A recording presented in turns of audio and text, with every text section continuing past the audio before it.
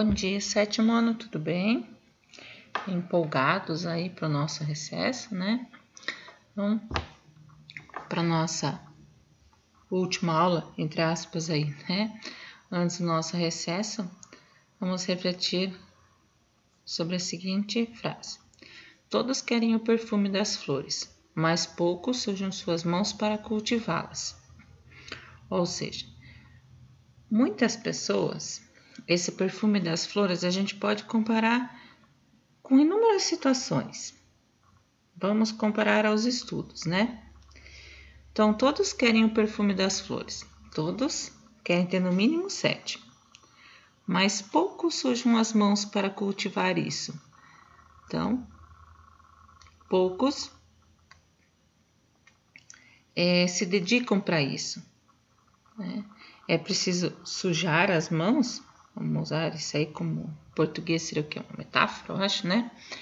É uma expressão para fazer de conta, né? Então, aqueles que não se sujam, aqueles que não vão se dedicar, que não vão trabalhar, não vão colher uma boa nota, né? Digamos assim.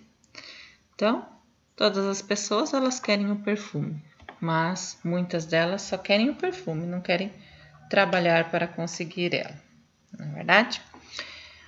Hoje nós vamos encerrar, então, o nosso capítulo 16, que fala da África. E para hoje a prof separou página 34 a página 48.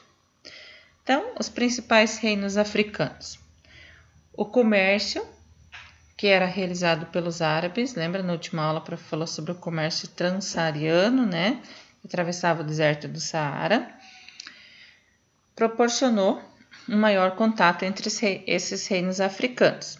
Aí alguns ficavam mais no norte, como os reinos da curva do rio Níger, e outros ficavam localizados mais para o sul do continente. Então, os reinos ao norte são Mali, Gana e Songhai, e os reinos do sul, o Grande Zimbabue, Monotapa e Congo. Tá? De Mali.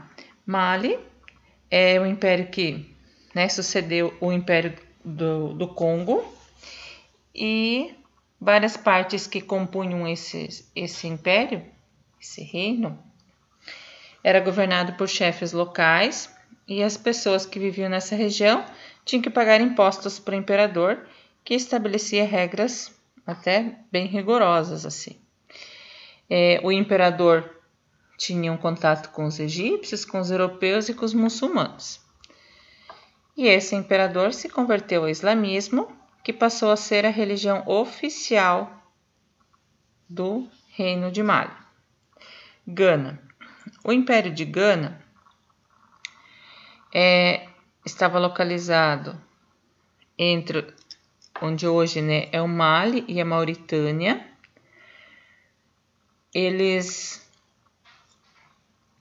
Na região do reino de Gana viviam os berberes, que trabalhavam como pastores, e o reino de Gana era uma localidade rica em ouro e ferro. E isso fez com que eles confeccionassem muitas armas, espadas e tal, o que formou um forte exército. Gana também era dirigido por um imperador, responsável pelo domínio de todas as pessoas e não necessariamente do território. Ele dominava as pessoas em si. Ele exercia justiça e procurava defender o império dos reinos concorrentes. O reino de Songhai.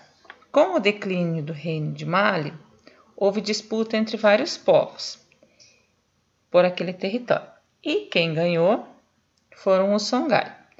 O império de Songhai se destacou principalmente pela produção do trabalho dos agricultores escravizados e pela produção e comercialização de ouro e de sal. Também tinha uma estrutura política formada por um imperador em Songhai e mantinha um exército profissional para se defender dos ataques inimigos. Songhai permitia que cada povo que estava sob seu domínio tivesse sua organização social própria e mantivesse suas práticas e seus costumes.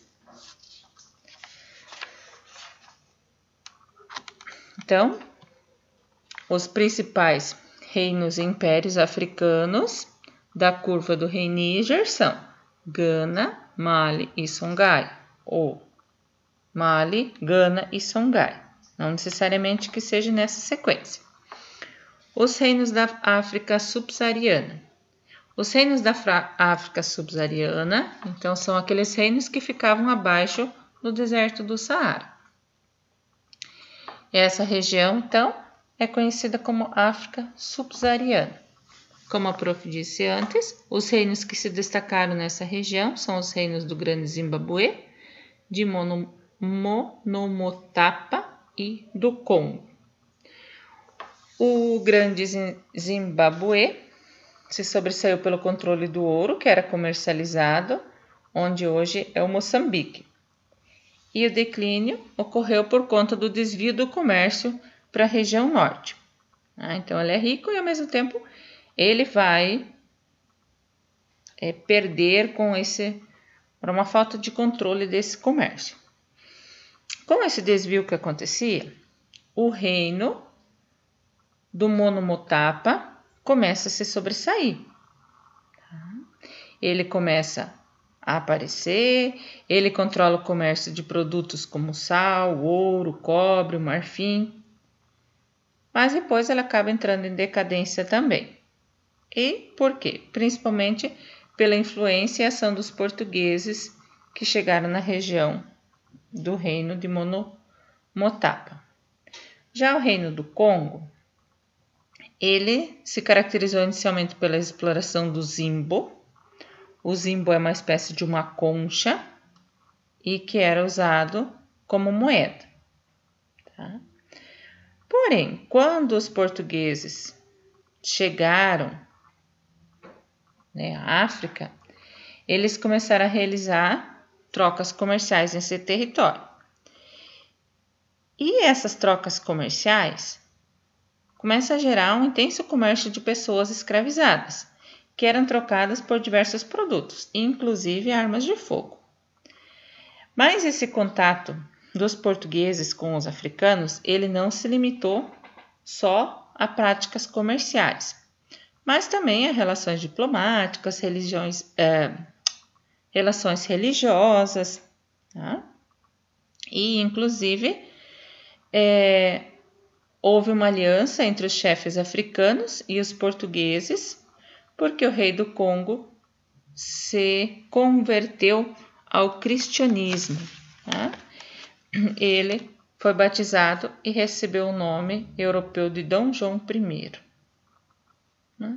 Aí era uma forma de misturar a influência cultural dos europeus nessa região.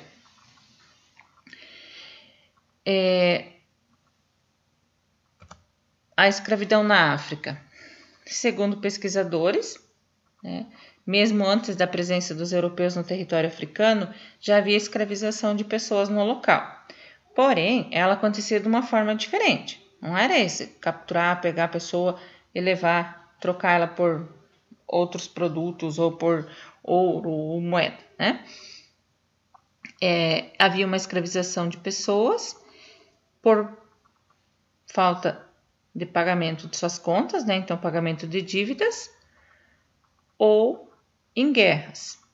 Mas ela não era determinada pela cor da pele, por exemplo. Tá?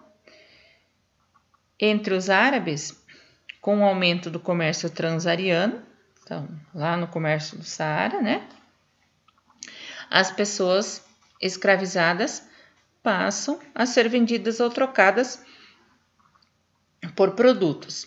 Em algumas sociedades, a posse de pessoas escravizadas era uma forma de demonstrar riqueza individual. Essas pessoas que eram escravizadas, nesse período aí no início, elas trabalhavam na mineração, na agricultura, com artesanato, tá?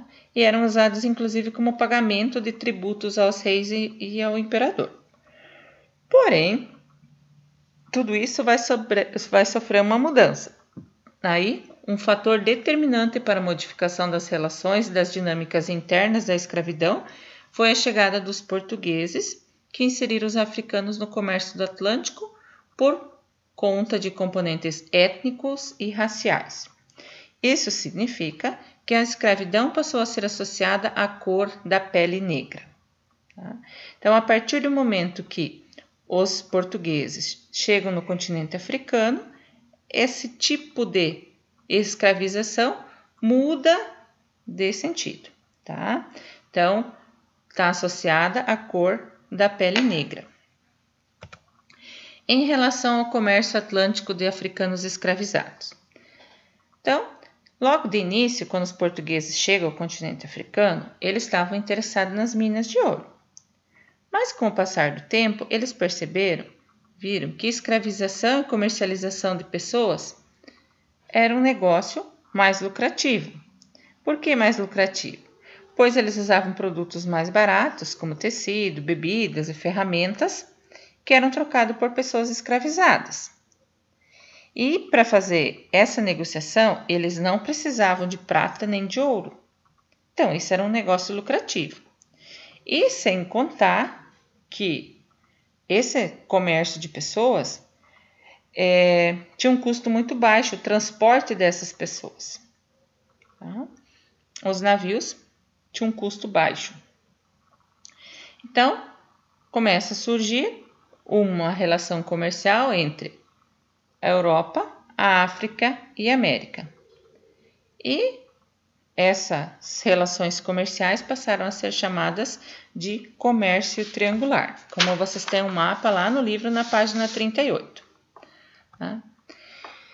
Esse aumento do lucro, né, fez com que muitas pessoas escravizadas fossem, né, intensificasse cada vez mais esse comércio. Os africanos, eles saíam do interior para o litoral da África. Às vezes eles tinham que andar quilômetros.